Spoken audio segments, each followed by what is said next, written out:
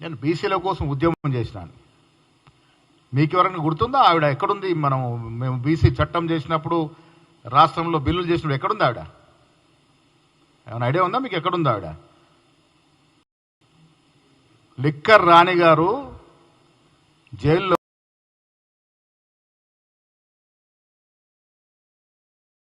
ఊకలు లెక్క పెడతా కూర్చుంది. మేము కాంగ్రెస్ పార్టీ బీసీల కోసం వాగ్దానం చేసిన రోజున, మేము కాంగ్రెస్ పార్టీ బీసీల కోసం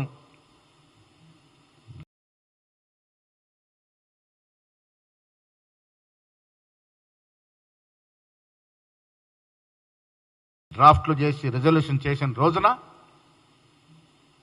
ఇక్కడ ఉద్యమం చేసి, ఎక్కడ ఉద్యమం చేసింది? జైల్లో చేసిందా? బీసీల కోసం తప్పించి ఉద్యమం చేసింది ఏ జైల్లో చేసిందో నాకు అర్థం అవట్లేదు. ఎక్కడ చేసావమ్మా నువ్వు ఉద్యమం? అసలు టిఆర్ఎస్ నాయకులకు కానీ,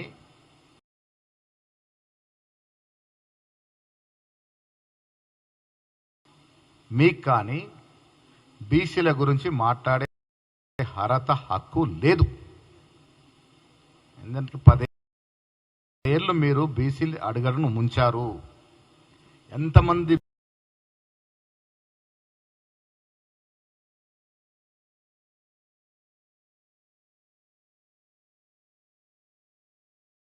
బీసీ నిరుద్యోగులు ప్రాణాలర్పించినారు, ఉద్యోగాలు రాక చనిపోయినారు.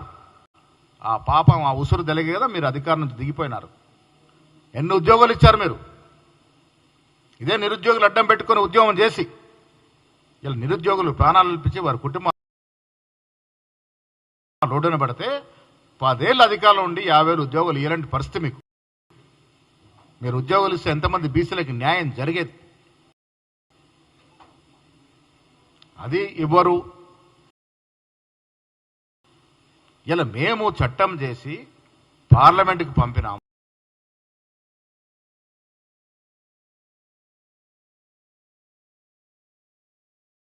కేంద్రానికి పంపినాము.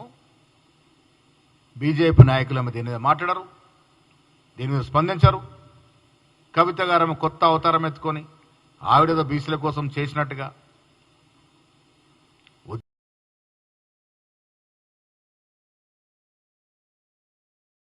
ఉద్యమాలు చేసిందట. ఎక్కడ చేసిందో నాకు అర్థమవుతలేదు.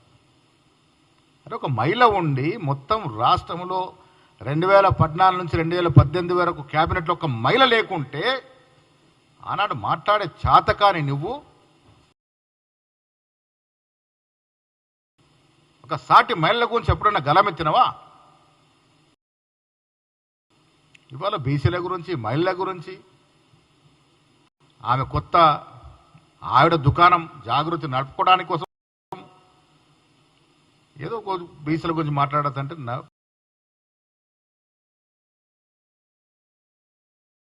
నమ్మే పరిస్థితి రాష్ట్రంలో బీసీలు లేరు. టీఆర్ఎస్ నాయకులు ఏది చెప్పినా, ఇవాళ హరీష్ రావు గారు బాగా మాట్లాడుతారు బనకచెర్ల గురించి.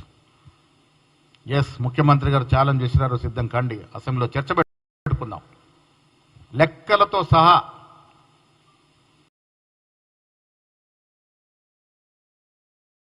కాగితాల మీద ప్రూఫ్తో సహా మా ముఖ్యమంత్రి చూపిస్తారు.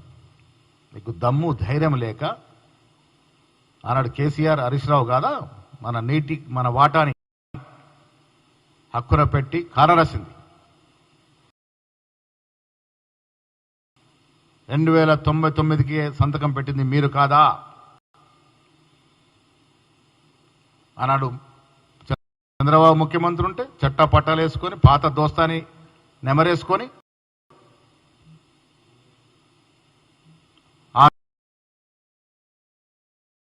ఆంధ్రాకి ఇవ్వాల్సిన హక్కులు ఇస్తామని మాటలు మాట్లాడింది కేసీఆర్ కదా?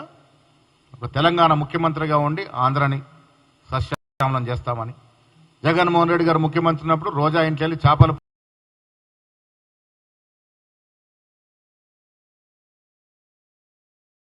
పులుసు తిని రాయలసీమ రత్నాలసీమ చేస్తామని చెప్పింది మీరు కాదా? పక్క రాష్ట్రాలు బాగుపడే తప్పులేదు, కానీ మన రాష్ట్ర వాటాకు దెబ్బ తినకుండా చూడాల్సిన బాధ్యతలో ముఖ్యమంత్రి పదవిలో ఉండి మీరు మనకు రావాల్సిన నీటి వాటా విషయంలో మీరు కాంప్రమైజ్ అయ్యారు కాబట్టే మనకు నష్టం జరిగింది. కాంగ్రెస్ పార్టీ అధికారంలోకి వచ్చిన తర్వాత బనకచర్ల విషయంలో పలుమార్లు ఉత్తరాలు రాసినట్టు ఘనత ఉత్తమ్ కుమార్ రెడ్డిది.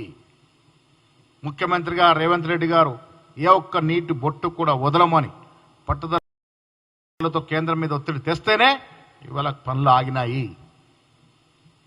ఇది తెలిసి కూడా అబద్ధాలు మాట్లాడి ప్రజల మీద మాయ చేసే ప్రయత్నం హరీష్ రావు గారు చేస్తూ ఉన్నారు. ఇది ప్రజలు అర్థం చేసుకోవాల్సిందిగా మీకు విజ్ఞప్తి చేస్తూ బీసీల